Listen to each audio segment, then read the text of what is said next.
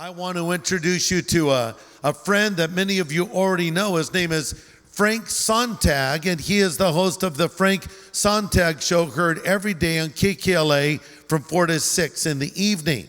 Now, Frank has an amazing story. In fact, he has a new book that has come out called Light the Way Home. And in fact, Lee Strobel wrote the foreword for this book. And Frank was impacted by one of Lee's books, The Case for Christ, as so many were. But Frank's story is really quite unusual. For starters, he came to faith in his 50s. You know, most people come to Christ when they're younger. Many before the age of 18, but Frank came to faith in his 50s, and he went through a lot of twists and turns before he came to Christ. He actually was a leader in the New Age movement. He was a person who would give seminars and teachings on New Age mysticism. But what happened, the way he got there was, as a younger man, he was out riding a motorcycle one day, and he was hit by a car going over 100 miles per hour. Amazingly, he survived this without a scratch, relatively speaking. And so this sent him on a quest for the meaning of life, which unfortunately led him to this New Age guru that sort of indoctrinated Frank in the ways of that belief system. And so there he was, a New Age leader, and he also hosted a popular radio program on the rock station KLOS. He interviewed a lot of the royalty of rock and roll over the years and so forth. But then God got hold of him and he came to faith. And I want you to hear a little bit of his story today, because it will help you know more about how to reach people that seem unreachable. So let's give a warm Harvest welcome to Frank Sontag as he comes. Frank, good to see you. Thank you, Pastor Greg. You know, Frank, you have an amazing story here in your new book, and I was just thinking about all the people you've come into contact with. When you were at your radio show on KLOS, you met all kinds of rock and roll people. Who are some of the people you met and interviewed over the years? Pretty much all the classic rock bands, Van Halen, Aerosmith, you name Clapton, all of them. Yeah. And you told me when we were in studio the other day that you had Ozzy Osbourne on once. Tell us how that went with Ozzy Osbourne. Some of you know I was on a morning show in town, Mark and Brian, and Ozzy was the guest. The guys went outside for a break, and it was just me and Ozzy. I'd not really talked to Ozzy before, and it got really quiet. And all of a sudden, he blurts out, "Do you believe in God?" Why do you think he asked you that? I don't know. All I know is... Did he ask it like this? Do you believe in God? And he sort of mumbles. How did you understand him, for starters? But what an interesting question to ask someone randomly. And he would wear lots of crosses around his neck. Yes. Because you think of Ozzy as kind of this guy who's into Satanism. Yes. But he told you why he wore those crosses, didn't he? He did. He said that, well, first of all, 2 weeks before this moment, I gave my life to Christ. So when he asked me, do I believe in God, I wanted to unleash the gospel. But Holy Spirit, hang on, Frank. So I just sat there. Right. We talked a little bit. He wears crosses as we talked about God. He said, because I know God exists, he said, and I know this protects me. And then he said something like, you don't know all that dark stuff I do. Yeah. So I was about to really get into sharing my testimony, right. And the guys were walking in. So just as they were about to walk in, I told them, I said, I'm a follower and disciple of Jesus Christ. He's my everything. And then they walked in. Hey, God could reach Ozzy Osbourne. He reached you, right? No one is beyond the reach of God. And here, I mean, you weren't just a guy who was into New Age mysticism. You were a guy that was teaching others how to be into it. Tell us in a nutshell, what is the New Age? Well, it's the biggest church in America. It's the church of self. Mm-hmm. And the belief system is that somehow all paths lead to God, that love is the answer, all religions, all faiths, as long as we can get this love thing straight. And I read all the holy books, the Quran, the Upanishads, the Bhagavad Gita. I never would read a Bible, though. Couldn't open a Bible. So why do you think that is? I mean, here you are. You would be one of those people we'd meet that would say, hey, I'm into spirituality. Yeah. I believe in God. But then when we'd bring up the Bible, I'm not into that. So how can a person be into, quote, spirituality, end quote, and then be so close to Christianity and specifically the gospel and the Bible? It's one of the questions of questions, Greg, because the New Age movement is riddled with hypocrisy and inconsistencies. Probably the primary reason why so many people follow it like I did is because you can be a good person, spiritual person, but yet you can sin. And I was in love with my sin. Right. And they kind of feel like you can believe in all things at once, like the popular sticker you often see, for some reason, always on Priuses is, think about it, coexist, right? How many of you have a coexist sticker on your car? Okay, good, because I was going to say take it off now.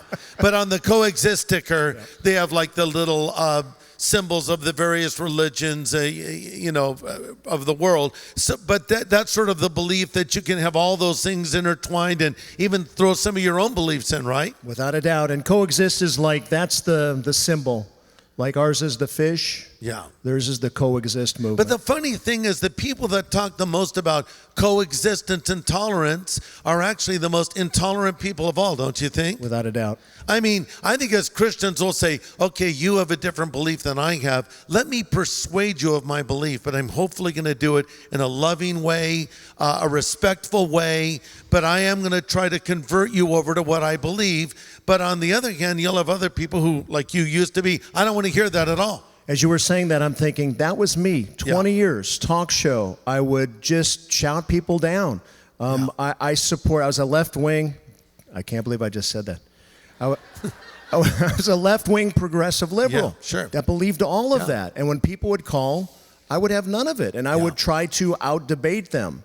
But as far as faith goes, people would call. I was a big guy into the Dalai Lama and all that Buddhism. And the irony was I presented the show as a spiritual show. Yeah. So all faiths seemed like they were fine to talk about, but when someone would call in and share the gospel, I couldn't hang up on them fast enough. Right. Why do you think we're both bald? What happened? You've never been asked that, have you? I've not. You normally are interviewing people, so it's different for you to be on the receiving end. Yeah, I think I need to pray about that one before I answer. So here you are. You're a New Age guru type guy.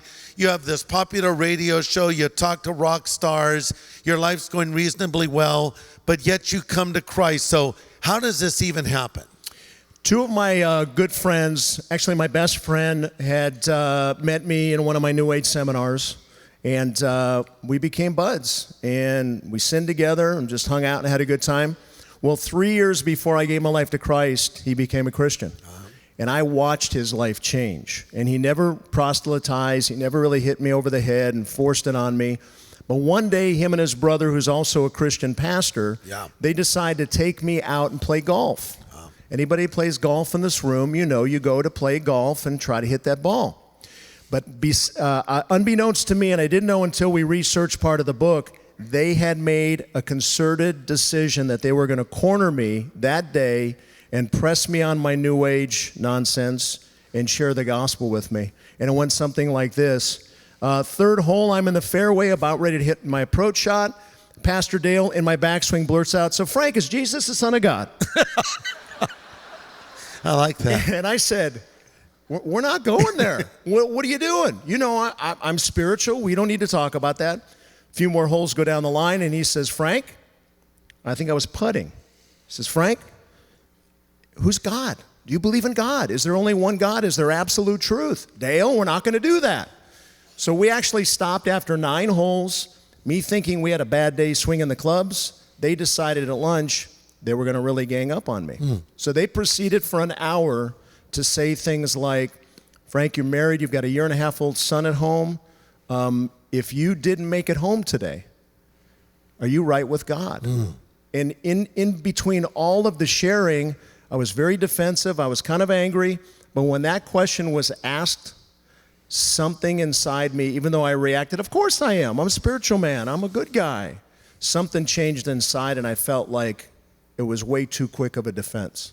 And that started me in a moment of really kind of mulling that over.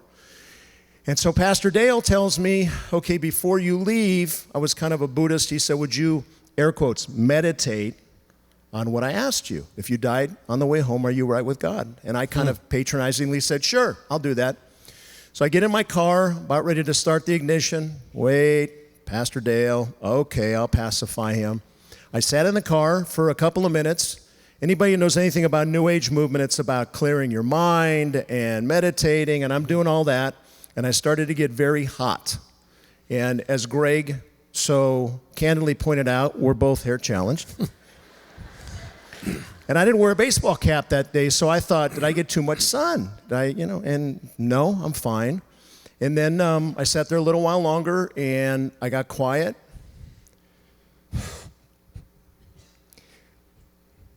And I heard, "Are you ready to submit to me?" And I knew who it was. I mean, it's unmistakable. Call it because he created me and I know his voice. I knew who it was. And I felt no coercion, no defensiveness, no, like, I have to do this. But I freely said yes. And then he said words that changed my life. And again, And this is the Lord speaking to you. yes. Right? And then I never read a Bible, so I didn't know. But he then said, "Pick up your cross and follow me." Wow. And I didn't know what that meant. Yeah. I sat there a little while longer. The sensation went away. I called my two friends. They're hooping and hollering, praise God, and doing that whole thing. Yeah. And part of what happened was 37 years before that, I left church. I would never go back, swore I'd never go back. And the first words out of my mouth were, "I want to go back to church." Yeah. So then I knew something had happened. But a short addendum, 9 nights later, Pastor Dale said, "I'm going to mail you a Bible." He said, "Put the Quran away, read the Bible." And my Bible came. I was up late one night. Life started to turn upside down. It was a difficult period. So I'm flipping through the Bible, and chapter of Luke opened up. And Luke 9:23 just jumped off the page. And when I read at 3 a.m. on my knees, crying like, "Lord, what's happening in my life?" When I read, in essence, Jesus saying, "If anyone would follow me, let him deny himself, pick up his cross." And I got on my knees and went prostrate and said, "Lord, I'm yours forever. Yeah. I will follow you." And now, isn't that great? God can reach anybody. And now, you host the program. Now, Frank Pastore, who was a good friend of mine and of our ministry, has gone to be with the Lord. And actually, he became aware of your story after you were converted. You came to Christ in 2009, is that correct? Yes. So he became aware of your story because it was posted on YouTube. He had you in studio. You became friends because you're both in the field of radio. You were still doing you had come from the secular radio thing. He's doing his Christian radio show there in KKLA. The Lord calls Frank home, and you end up taking his show now. It's your show, but you've carried that on. And so from Frank to Frank, and both great men, and God's really blessed you. But in closing, as we kind of approach this crusade, Frank, we all know people that maybe are like you used to be, that seem so closed or so self-confident, and they seem to even kind of have it together, and like nothing we're going to say is going to move them. What advice would you give us on reaching a person like yourself, just like your friends reached you?